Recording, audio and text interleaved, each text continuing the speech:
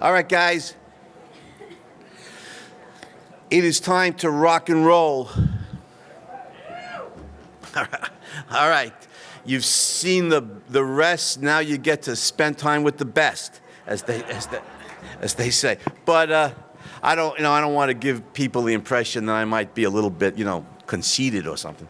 But anyhow, this is the heroes of capitalism, and I want to start out. I flew out here last night from New York.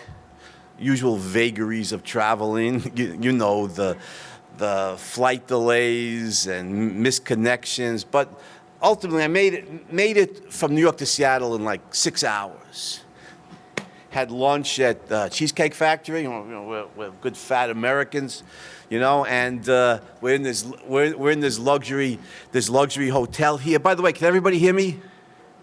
And so the question I want to start off with, since we're discussing the heroes of capitalism, is where did all this wealth come from? Because as I'm sure many people in this room are probably aware, money is not wealth. Money is simply a means of exchanging goods and services, correct? But wealth is food, wealth is medical care, wealth is luxurious surroundings, wealth is being able to travel from New York to Seattle in 6 hours. Wealth is goods and services. Where did all this abundance come from? Now the Marxists tell us that capitalism exploited the workers from the earliest days of the industrial revolution, that the wealth comes from government controls of the economy or from the labor unions or both. If you read Frederick Engels, and Engels, of course, colleague of Karl Marx, a leader of the communist movement from its inception, if you read Engels' famous book, Conditions of the Working Class in England in 1844, Engels talks about how Engels talks about the lost golden age of the workers prior to the rise of capitalism, prior to the Industrial Revolution, that the workers had their own hand loom. They worked the loom. They made clothing. It belonged to them. They could sell it in the marketplace, and they were generally better off than the workers of his day who were working in the factories under businessmen. So he describes the days of the cottage industries, of the domestic industries as a lost golden age of the workers, and argues that the capitalist movement, the beginnings of capitalism and the industrial revolution greatly diminished living standards amongst the workers. This has become an article of faith in the socialist movement ever since. This goes back to the 1840s. And if you're going to be a true blue, maybe I should say a true red socialist or communist, you got to read Conditions of the Working Class in England in 1844. It's a Bible of the socialist movement. Now, I want to, as background to the heroes of capitalism, I want to know what were the actual living conditions like prior to the rise of capitalism at the turn of the 19th century? What were actual living conditions like? And today in the 21st century, or certainly during the late 20th century, we have the writings of historians who've done an enormous amount of research on living conditions in Europe prior to the Industrial Revolution. Carlo Cipolla, the Italian historian, wrote a well-known book entitled Before the Industrial Revolution. And Professor Cipolla tells us that poverty was so widespread, starvation-level poverty was so widespread that it was not uncommon to find people dead by the side of the road with their mouth full of grass, trying to eat the grass and the dirt because there was no food. An even more prominent historian writing in the 20th century, the great French historian Fernand Braudel, who wrote a number of books on the history of capitalism. Wheels of Commerce is one, Structures of Everyday Life is another. Braudel talks about the widespread famine throughout Europe, regularly, persistently, even in the most generally prosperous countries like France. How many people prior to the Industrial Revolution died of starvation, of literal starvation? Braudel talks about the immense and horrifying Finnish famine of the late 1690s at the turn of the 18th century, when fully 1/4 to 1/3 of the entire population of Finland died from starvation.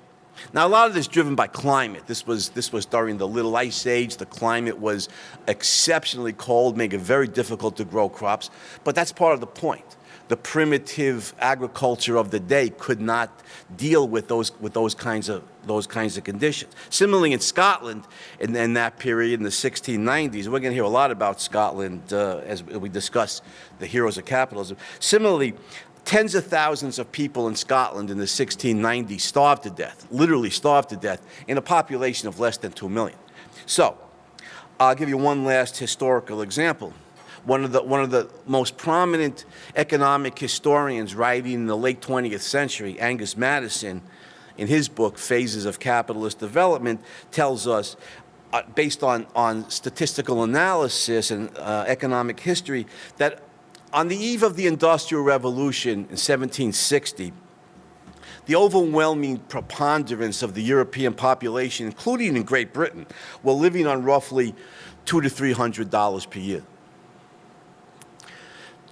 We're living on roughly $200 to $300 per year. That is living on an equivalent of less than $1 a day. This is the kind of poverty that we're talking about in Europe prior to the Industrial Revolution. I think of this in my own mind as third world Europe. If I can take a term from Mao, Mao Zedong may well be the all-time leading mass murderer of history, but nevertheless, he's the one who coined the term, the third world. But where's the poorest places in the world today? Somalia, maybe? Some of the African countries. That's where we'd have to go to find the kind of poverty that was pervasive in Europe prior to the Industrial Revolution. And even anywhere we go in Africa, including Somalia, where the life expectancy, oh, by the way, the life expectancy in Britain in 1760, according to Wrigley and Schofield, the leading demographic historians of Great Britain, the life expectancy in Britain on the eve of the Industrial Revolution did not reach age 35. Now, if we go to Somalia today or anywhere in Africa, it's a lot more advanced than Europe was 250 years ago. In Somalia today or anywhere in Africa, we'll find some benefits of modern agriculture, of cars, automobiles, computers, internet, no shortage of AK-47s, but a great deal of modern technology, none of which existed in Great Britain 250 years ago, because for the simple reason none of automobiles, airplanes, antibiotics, computers, etc. None of those things had been invented yet. Those are all products of the capitalist era. So we can start raising the question: well, why is this so? Why was this terrible poverty? And Engels and the socialist vision of a lost golden age of the workers prior to the Industrial Revolution is just fantasy. It's just fantasy. Why is this so? What are the reasons for it? Now, economically, we could put it simply, the reason for the terrible penury or destitution of the European masses, we're talking well over 90% of the European population at destitution levels, at one half step ahead of starvation levels. Get cold weather, can't grow crops, and thousands of people are going to die of starvation. Why? Well, we could put it simply, muscle power. Remember what Ben Neely says to Dagny in Atlas Shrugged? Muscles, Miss Taggart, that's all it takes to build anything in the world, muscles. Well, that's what they had to work with in prior to the Industrial Revolution. There's no machine power, there's no steam engines, there's no electricity, there's no gas-powered, steel-built tractors, trucks, power drills, and saws, etc. You're trying to grow food, build houses, whatever, with the power of your back, of your muscles, and the addition of draft animals, of oxen or horses. That's it. So, without machine power, which of course is mechanized or embodied mind power, we're very limited in how much we could build. I mean, you're trying to build a house with what? Do they even have hammers or nails? Those require iron, better yet, steel. Steel's a product of the Industrial Revolution. Even if you had iron and for hammers or nails, these have to be mass produced. They're made by hand. You have a handful of them. You're working with your hands, and you're trying to build the house by stringing together boards with some rope, or something. You know what it reminds me of? One of my favorite writers. I'm sure many of you have read, Tolkien, right? The Lord of the Rings trilogy. I love Tolkien because of the heroism, and I love the Peter Jackson movies too. But you remember in the Two Towers, the Saruman's all mechanized. He's got like a factory, and he's cranking out this army of super orcs. Tolkien, of course, anti-industrial. That's an anti-industrial screed that Tolkien's writing there, and yet no mechanization, and yet the hobbits in the Shire with no mechanization, they eat 6 times a day. They're fat and happy, right? They have lunch, and then they have second lunch. They eat 6 times a day. They're like Americans, And now, as fantasy, I love Tolkien. The heroism is great. But as a statement about how human beings are going to flourish in this world, and mechanization and industrialization are bad things, is a mistake. It's impossible to grow the kind of food that the hobbits have in the Shire without any kind of agricultural science or agricultural technology. It's just impossible. So what happens? The rise of capitalism and the industrial revolution is what happens. One of the heroes of capitalism, who I think doesn't get as much credit as he deserves, is James Watt. Now, Watt is Watt's dates, was it 1736 to 1819? Watt was a self-educated, I know my good buddy Eric Daniels is going to talk about the self-made man in a few days. And Watt is a good example. That comes out of Scotland, which was considered the poorest country in Europe, which is saying something, given the poverty levels that existed everywhere. Was dirt poor, was self-educated, worked at the University of Glasgow. The professors thought he was just a workman because that was his job. But when they spoke to him, they realized how brilliant he was. Watt studied the properties of steam with one of the leading scientists of the day, Professor Joseph Black, at the University of Glasgow. And Watt's study of steam power enables him to perfect the Thomas Newcomen steam engine and create what became known as the work engine of the Industrial Revolution. Now, Watt moved south to Birmingham, England, and goes into manufacturing with Matthew Boulton at the Soho Engineering Works. Boulton, a brilliant engineer and entrepreneur, had the machinery and the technology enabling Watt to perfect the steam engine and to mass produce it. This is the powerful Watt and Boulton steam engines coming off the assembly line at the Soho Engineering Works in Birmingham, England, late 18th, turn of the 19th century. This is the beginning of the machine age. This is the start of the Industrial Revolution. This is the beginnings of tractors and what will lead to tractors and combines and construction workers with power tools. Matthew Boulton says to James Boswell, famous writer, famous in the literary world as the author of Life of Johnson. He was the biographer of Samuel Johnson. When Boswell went to visit Matthew Boulton at the Soho Engineering Works, Boulton said to him, "I sell here, sir, what all the world desires to have, power." Now, when you recognize that there's power to do good and there's power to do evil, the power of the steam engine and of mechanization that follows, electricity coming in the next century, the power to create consumer goods, the power to create wealth, the power to raise human living standards. Here's an immense capacity to do good, and Boulton's proud words should be the motto of industrial capitalism. Now, Here's an important question to raise that I think the historians, not just about the Industrial Revolution, but in general, very often the historians don't raise this question. Maybe you need a philosopher to raise this kind of question, and that is, why here and why now? Why is the Industrial Revolution begin in Great Britain, Scotland, and England, and why during the 18th century? Why Great Britain, and why in the late 18th century? And there's several reasons for this. First of all, this is the Enlightenment. This is the 18th century is the Enlightenment.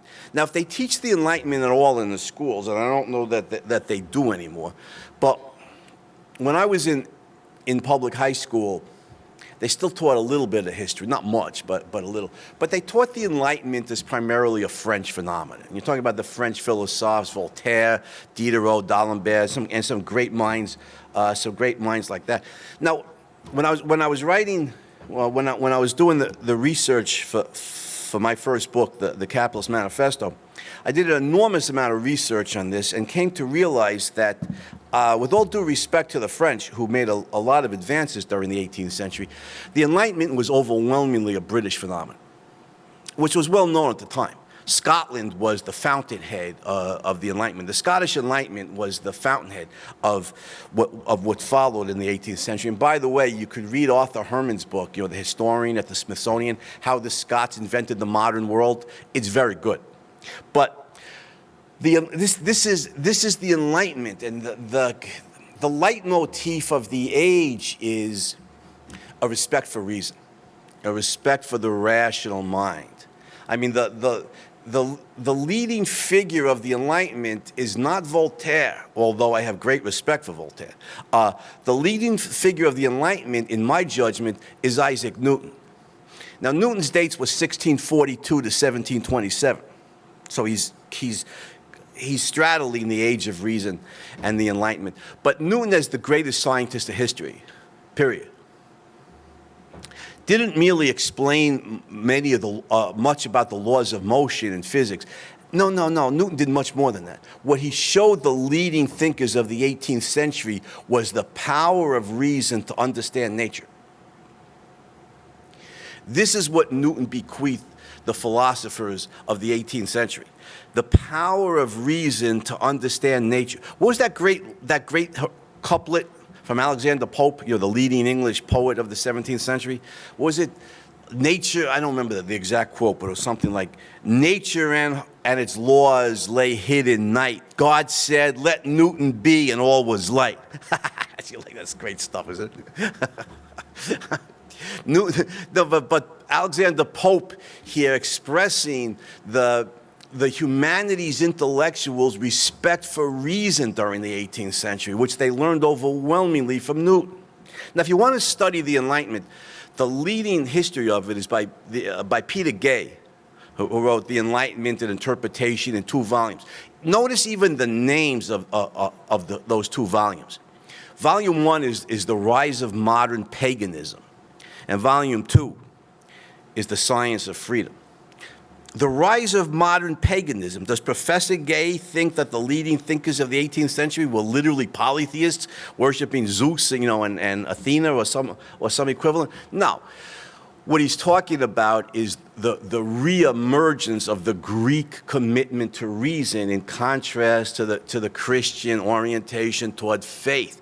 That's what is the essence of the Enlightenment. And Newton's the towering figure here, is the respect for the rational mind. Furthermore, in the political realm at the same time, the great English philosopher John Locke, writing in the 2 treatises of civil government published roughly 1690, I forget the exact date, but it's late 17th century, Locke codifies the growing commitment of English culture to the personal liberties and individual rights. When Locke says that every individual has the unalienable right to life, liberty, and property, a formulation copied almost verbatim by Thomas Jefferson 80 years later, Locke's giving voice to the growing principles in Britain at that time of the rights of the individual, including of the commoners, not just aristocrats or sons of the monarch, but to the commoners. And Great Britain in the 18th century is the freest, politically freest country in the world, and its progeny across the pond in North America was about to become even freer. So you notice in Britain at that time, you have a culture of reason. Newton is a towering figure here, and a politics of individual rights. Locke also a towering figure. Great Britain's the freest country in the world, and you see what this means. This is the dawn of capitalism. And Ayn Rand is exactly right. The essence of capitalism is the idea or the principle that your life belongs to you. Your life belongs to you. It doesn't belong to the king. It doesn't belong to the church. It doesn't belong to the state. Your life belongs to you. And it follows logically that if your life belongs to you, then your mind belongs to you. And you are free to think as you will, to write, publish, create new technology, start companies, go into business, compete with the established technologies of the time, etc. You're free to act on your thinking as long as Ayn Rand puts it, as long as you do not initiate force or fraud against innocent victims. Now, this idea is just germinating in the 18th century. In Britain, and by the way, going back to Voltaire and the French, Voltaire, notice, was a devoted Anglophile who visited Britain in his youth, had great admiration for the freedom, the liberty, the individual rights and personal liberties of the English, and was determined to bring those ideas to France, which is part of Voltaire's greatness. So, what we see then in Britain during the Enlightenment is the liberation of the commoners. The vast preponderance of the population is becoming increasingly liberated, which includes the right to seek an education. The most important thing about liberty and individual rights, the most important single thing about it is, I think, is that it liberates the best members of the human race, those who choose to use their minds, regardless of gender, race, tribe, ethnic background, whatever. The best members of the human race, those who choose to think, those who choose to use their minds.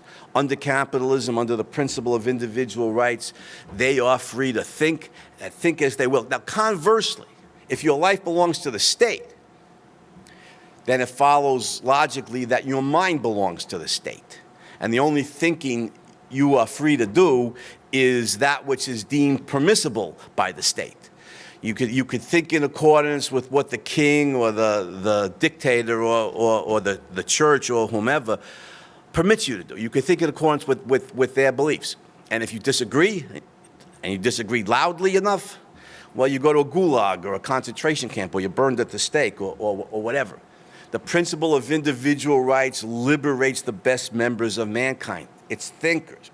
This is what happened in Great Britain during the 18th century. This is why you see commoners like James Watt revolutionizing the steam engine, creating the work engine of the Industrial Revolution. This is how and why you see commoners like Matthew Boulton in business with Watt to mass produce the steam engine. And both of them, by the way, made a well-deserved fortune. This is, it's in Britain, Scotland in particular. You see a genius like Adam Smith, whose day job was what? He's a professor of moral philosophy at the University of Glasgow. But Professor Smith revolutionized our understanding of economic science in the Wealth of Nations, published fittingly in 1776. Smith, the first great economist who pointed out the great virtues of an essentially free market and essentially free international trade. All of these guys, commoners, who would have been squashed or crushed by the aristocracy and the monarchy and or the church on the European continent. Furthermore, while we're talking about the heroes of capitalism. One thing that's almost never pointed out is that the principle of individual rights developing in the English world in the 18th century, on both sides of the pond, in Great Britain and in Britain's North American colonies, the principle of individual rights in the 18th century Enlightenment is what established for the first time in human history an abolitionist movement. A crusade, and give the Brits credit here. The Brits led a crusade to abolish slavery. They're the first country in history to abolish slavery. They abolished the slave trade in 1807. They abolished slavery in the British Empire in the early 1830s. They led a worldwide crusade against slavery. Notice, capitalism and abolitionism are intellectual moral siblings. This does not get pointed out often enough. Capitalism and abolitionism are intellectual moral twins. They're born of the same parent. The parent is individual rights. Why is it wrong for to have a king who oppresses the commoners and drafts them into his army to fight all these wars and taxes them severely and can send them to the tower for disagreeing with him? Because an individual's life belongs to him, not to the king. By the same token, why is it wrong to put a sword to somebody's throat or a gun to their head and enslave them and force them to work for you? Because an individual's life belongs to him or her, not to the slave owners. So we need to shout it from the rooftops. Capitalism and abolitionism are intellectual twins. They're intellectual moral siblings. They're born of the same parent, and the parent is individual rights. Now, across the pond at this time, the world's freest nation, the title of the world's freest nation passes from Great Britain to her former North American colonies, to the United States of America.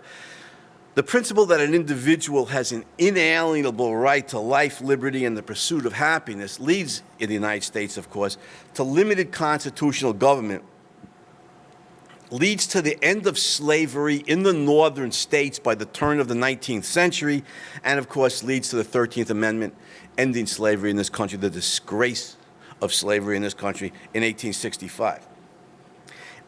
I've argued in the Capitalist Manifesto that in the northern states of the United States in the late 19th century, this was the freest period of human history.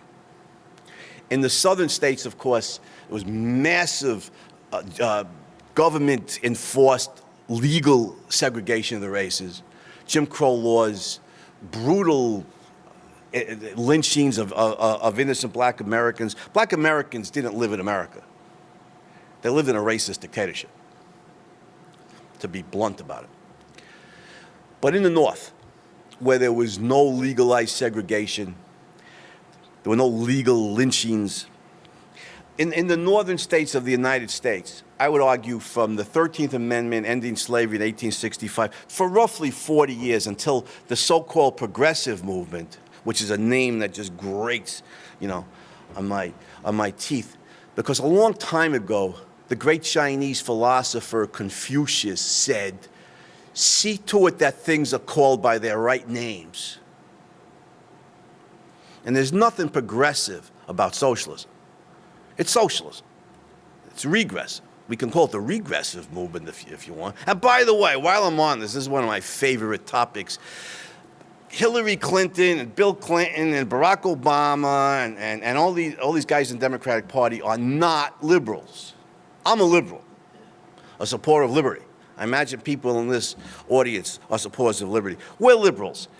They're goddamn statists. They're welfare statists, they're mixed economy, semi-socialist welfare statists, whatever. They're not liberals, and they're certainly not progressives. And I don't ever use that term applied to them. It's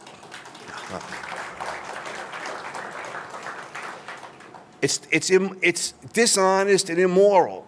They've stolen the concept, and it's a glorious term. To be a liberal means to be a supporter of liberty. They're not supporters of liberty. Don't ever call them that. See to it that things are called by their right names. It's more of more than purely semantic significance. So the late 19th century, roughly 40-year window from the 13th Amendment to roughly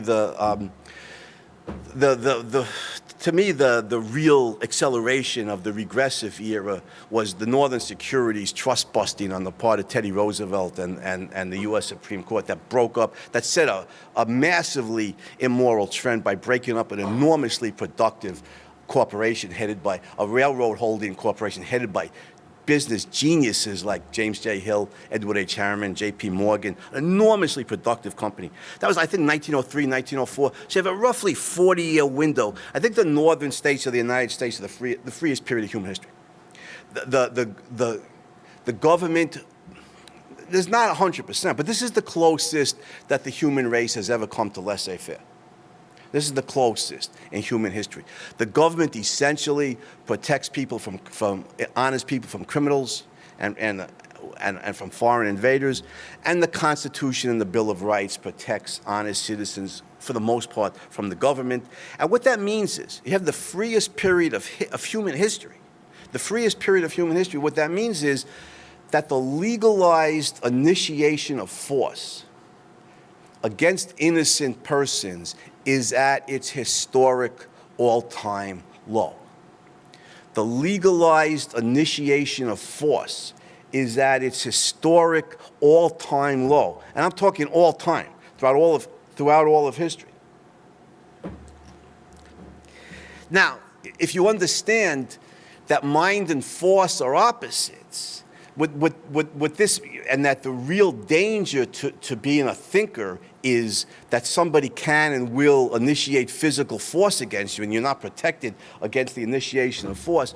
The northern states of the United States protected thinkers from the initiation of force in the late 19th century better than any government in the entire history of mankind has. What that means is the northern states of the United States during the late 19th century became a haven for creative thinkers.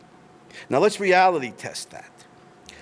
Ayn Rand showed us brilliantly in Atlas Shrugged that the mind is mankind's means of survival. She also showed us brilliantly in Atlas Shrugged that the mind requires individual rights. It requires liberty. It requires protection from the initiation of force. Well, you would predict then that now the best members of humanity, those who choose to use their minds, are now liberated from the initiation of force. You would predict on Ayn Rand's premises an enormous outpouring of creative intellectual work in every field, from agriculture to zoology, from A to Z, from everything in between. So let's take a look at late 19th, turn of the 20th century America. And speaking of agriculture, one of the people, again, I don't think gets the credit today that he deserves, is George Washington Carver at Tuskegee Institute. Now, Carver was living in Alabama during the Jim Crow era, and it really shows us something. Carver's achievements, he revolutionized the field of agricultural science, which is, I thank him every day for enabling me to be a fat American. The advances that the Americans have made in agricultural science and the ability to grow food that we have. And Carver was in the pioneering spearhead of that.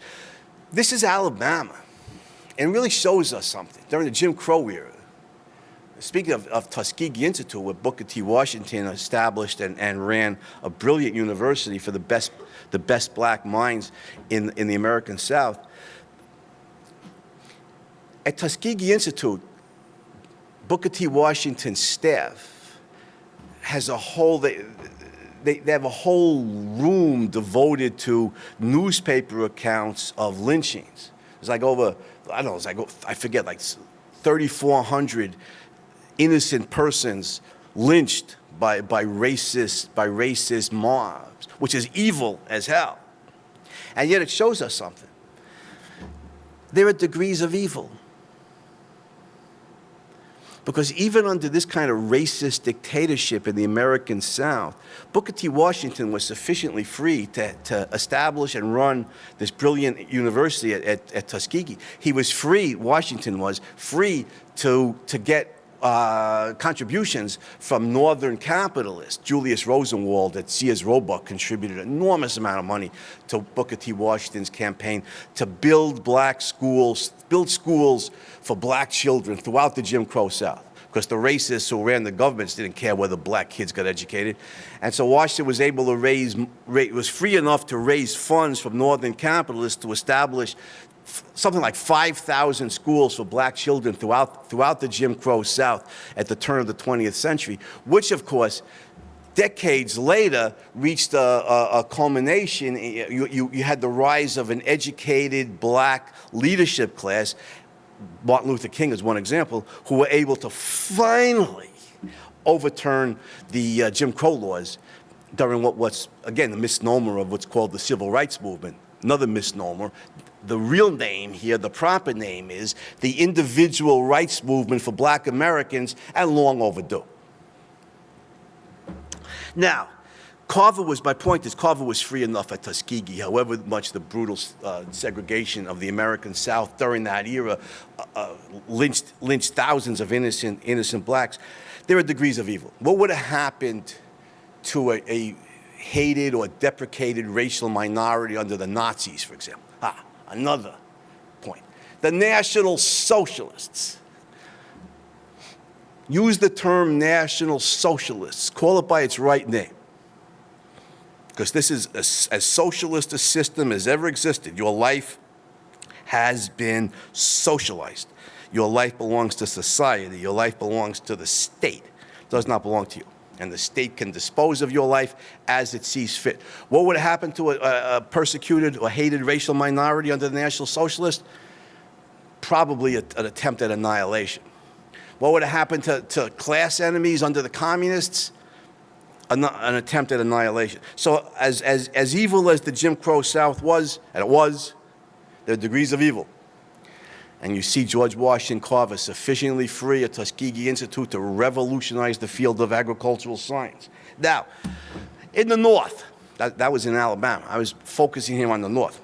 Thomas Edison, greatest inventor of history, one of the all-time heroes of capitalism. Edison, of course, created, I don't remember how many patents Edison had. Hundreds, maybe thousands. Most famous, of course, for the invention of the electric lighting system.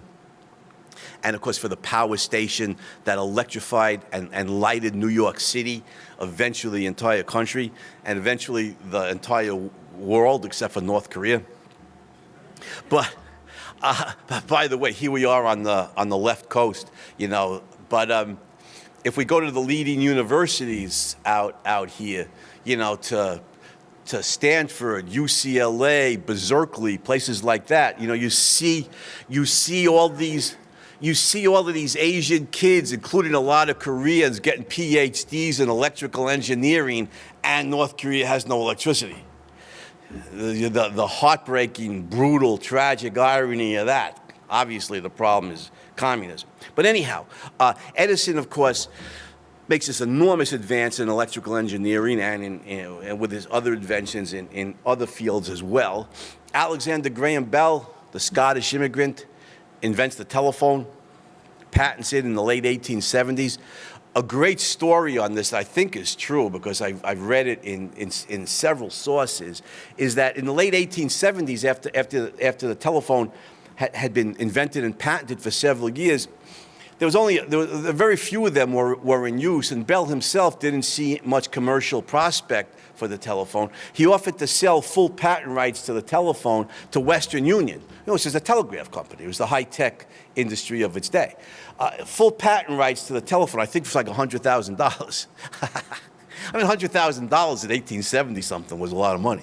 I take it today, you know, as a philosopher. But it was a lot of money back then. But $100,000 for full patent rights to the telephone?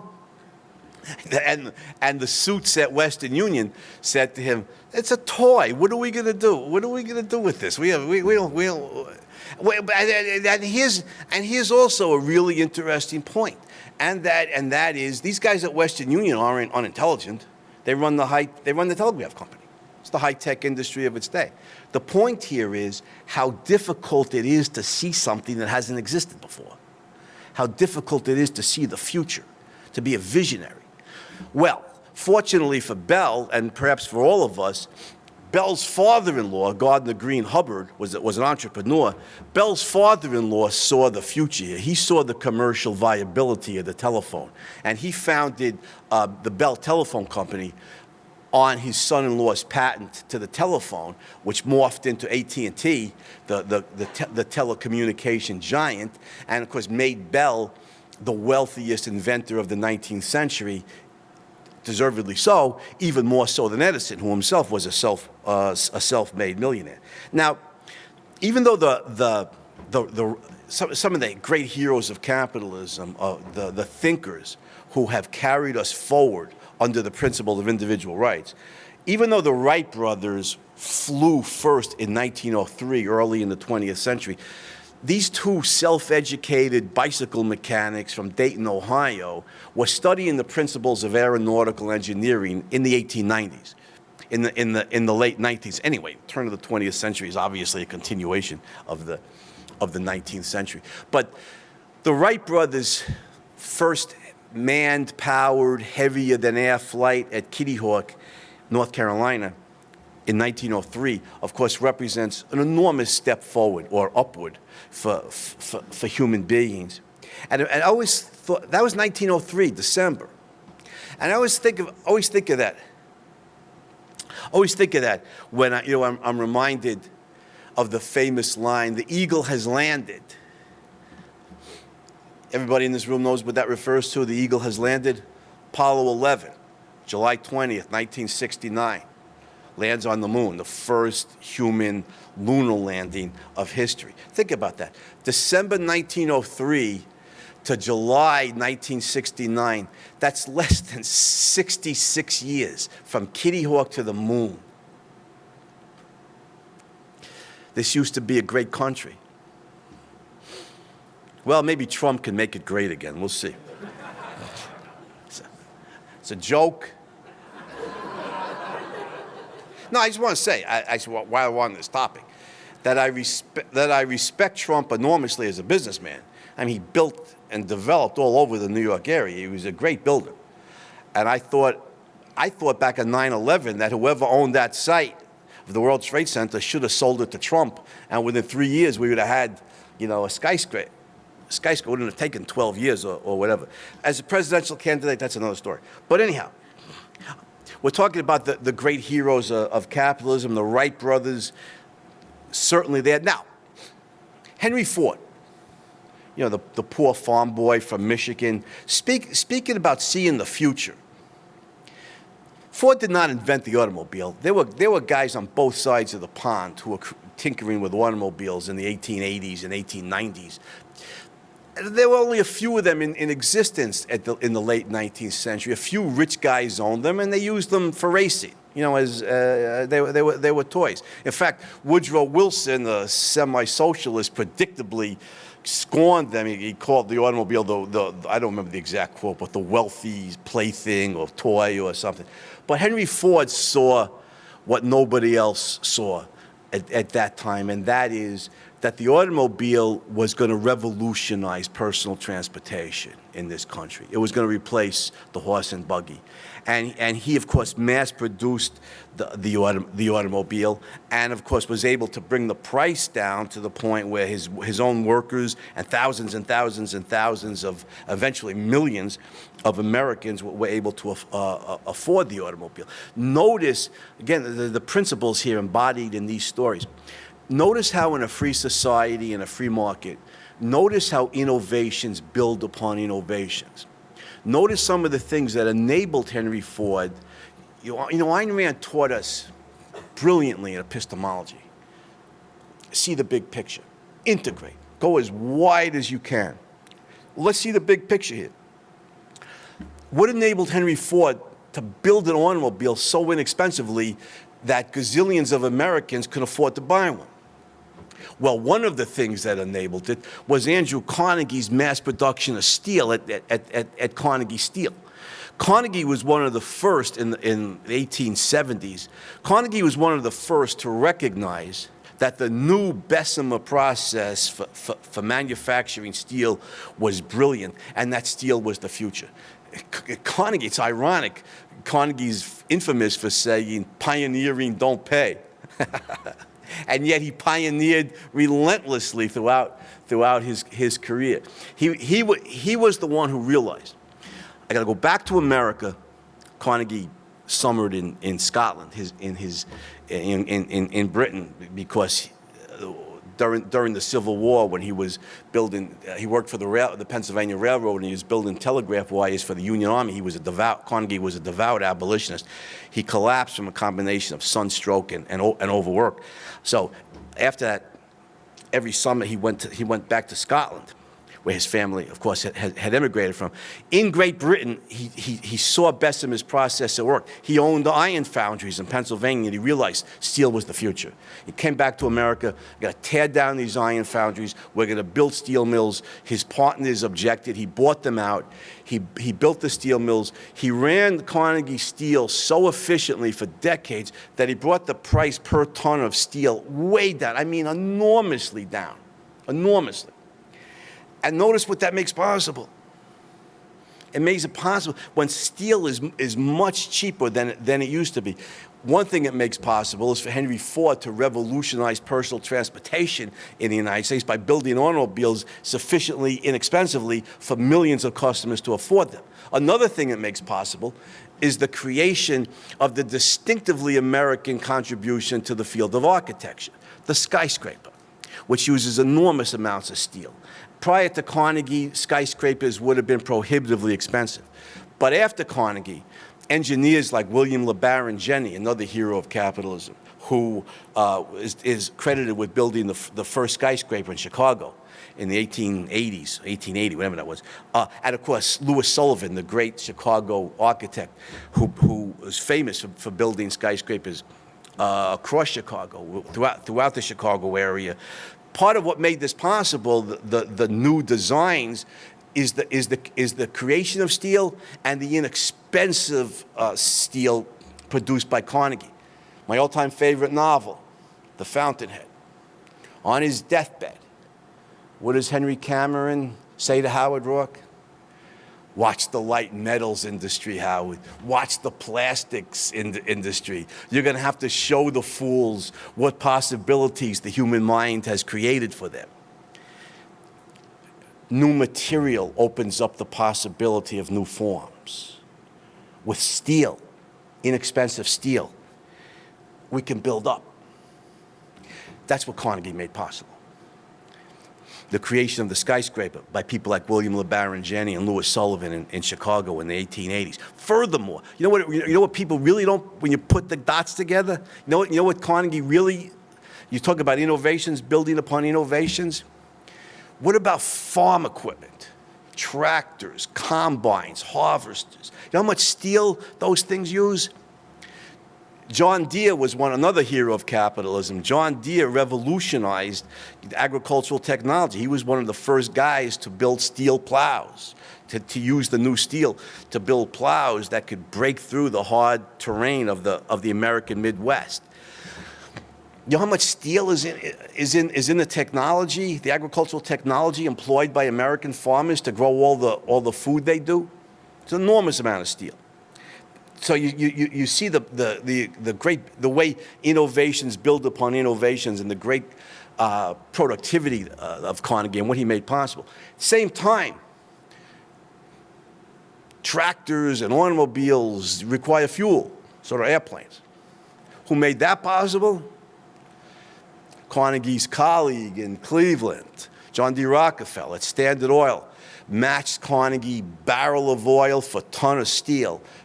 Like Carnegie, Rockefeller's productivity, his efficiency was so high, he was able to bring down the cost of oil refining enormously and able to sell oil for pennies a barrel and make a profit at that because of his efficiency. Rockefeller created fuel.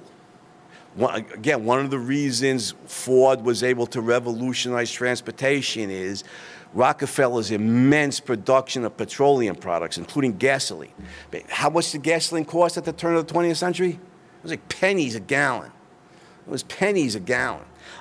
made it possible, and again, for American farmers to be able to fuel tractors and et cetera.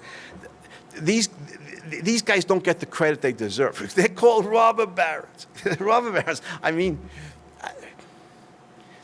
that is a goddamn travesty. These guys are heroes. And Ayn Rand was the first one to really identify the moral stature. You know what it is? That productivity is a virtue.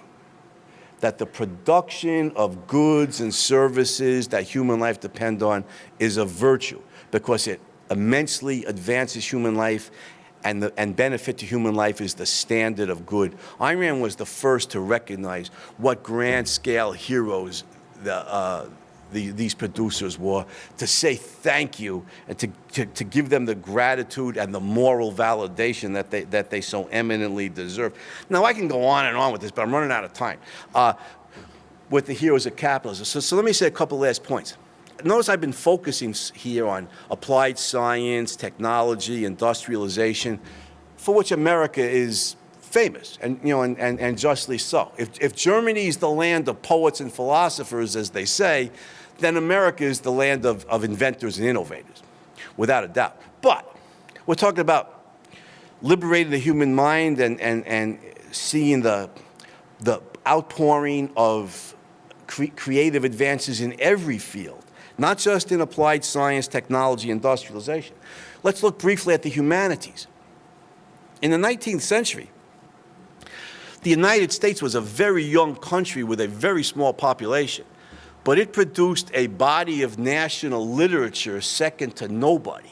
I mean, we're talking about Nathaniel Hawthorne, Edgar Allan Poe, Herman Melville, Walt Whitman, Henry David Thoreau, Ralph Waldo Emerson, Mark Twain, continuing into the 20th century with such literary giants as Hemingway, Faulkner, F. Scott Fitzgerald, and I would certainly argue the still underappreciated Russian immigrant, Alyssa Rosenbaum, who, as Ayn Rand, wrote the two greatest novels in the history of world literature, and I will stand by that assessment until the day I die.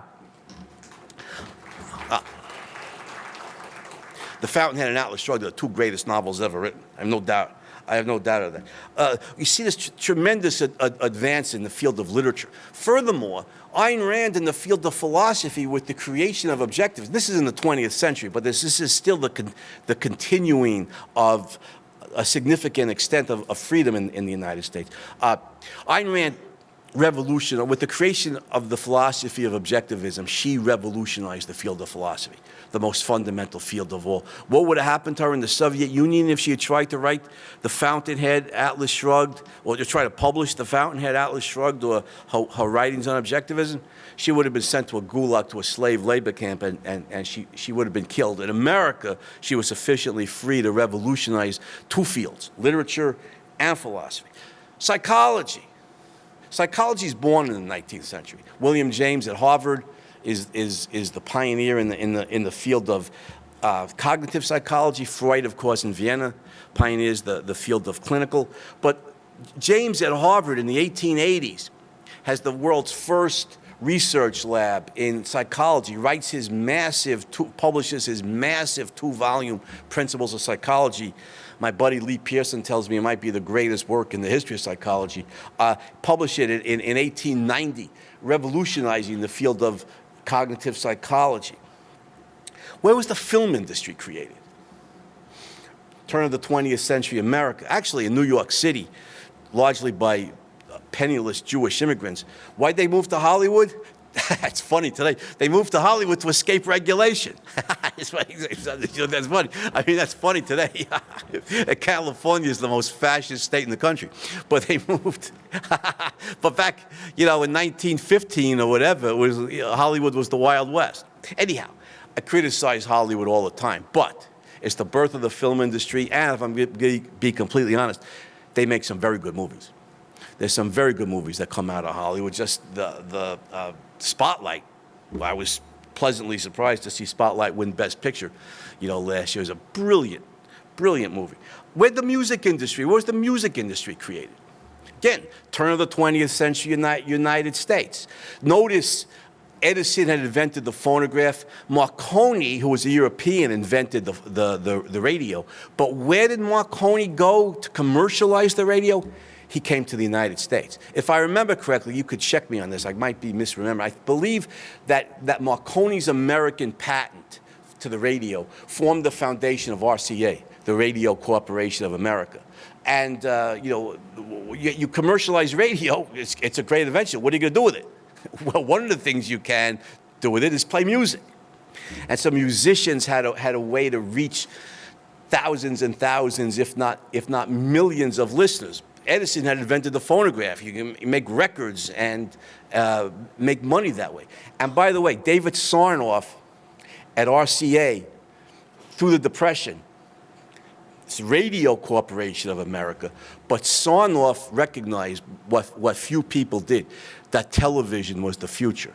And Sarnoff created NBC at RCA, and the beginnings of commercial television came out of an American corporation. Now we can go on. Publishing industry centered in New York City, where almost anything on any topic, books on any topic are published. Terms like bestseller came into the English language because of mass publishing. Authors started to make money. Musicians started to make money back then. Sad story today, but for a while, musicians made a lot of money. How much money did the Beatles make? Or various rappers, or Pavarotti, and in all these different genres, you saw musicians able to make an enormous amount of money. So, let me wrap this up, because I know we're running out of time. I can go on and on with these great heroes of capitalism in every field. And by heroes of capitalism, what I mean here are not just business people, although Ford and Rockefeller and Carnegie, they're certainly a big part of it. And Edison, who had his own company, and Bell, whose father-in-law founded his own company, etc. But when I'm talking about the heroes of capitalism, I'm talking about people who, under the protection of the principle of individual rights, created intellectual and material wealth. That's who I'm talking about by the heroes of capitalism. People who, under the protection of individual rights, created intellectual and material wealth. Now, Ayn Rand is as much a hero of capitalism as is Andrew Carnegie. And the creation of the Fountainhead, Atlas Shrugged, and Objectivism is every bit as valuable to our life as steel, petroleum products, and automobiles and airplanes. So, I think what we see here, late 19th century America in particular, is the closest to laissez-faire the human race has ever been. It leads, just as Ayn Rand predicts, to a torrential outpouring of intellectual advances and creativity in any field you want to mention. I've only had time to discuss a few of them. American historians refer to late 19th century America as the Gilded Age. Again, an egregious misnomer. And so, as a philosopher, I took it upon myself to correct them in the Capitalist Manifesto. From here on out, late 19th century America is to be known as the inventive period. And you could tell the historians I said so. And this is just a 60-minute version of the heroes of capitalism. We could go on and on for hours. But let me conclude. We're out of time, right? So let me conclude with this. If the United States or any country around the world establishes the principle of individual rights or reestablishes the principle of individual rights, all we need to do then is stand back and watch as the best members of the human race, the thinkers, create intellectual material wealth in every field you want to mention, and we could stand back and we could just applaud as we watch this torrential outpouring of intellectual and creative advances under capitalism. Thank you.